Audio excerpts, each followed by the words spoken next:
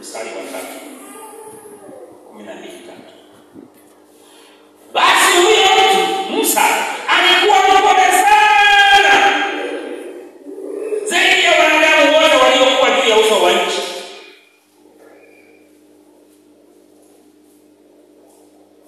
Bwana akanena ghafla na Musa na Haruna na Miriamu kuambia, tokeni ninyi watatu mwende hemani na kutakania.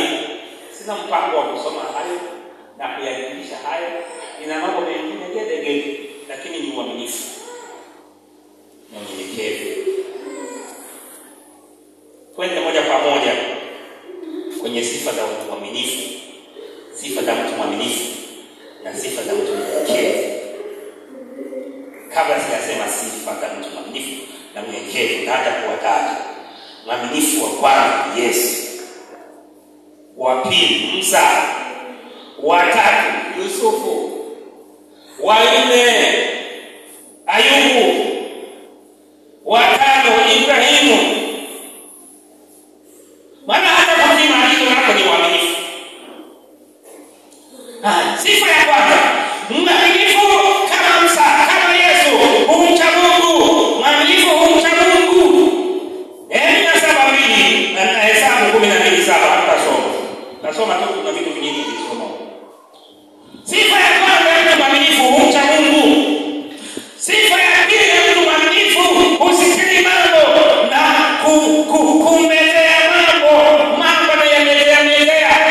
Sio kila kitu atajibu, sio kila kitu atakuwa wazi. Hapana. Mithali 11:13.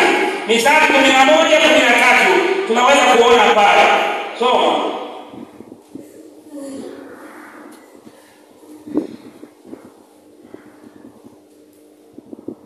Mithali sura ya 11 mstari wa 13.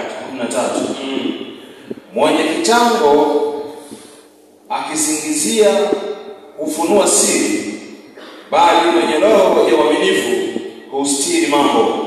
Bali mwenye roho ya uaminifu hustiri.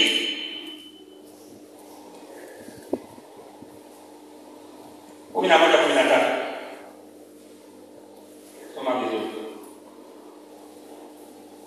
Mwenye kitango akisingizia hufunua siri, bali mwenye roho ya uaminifu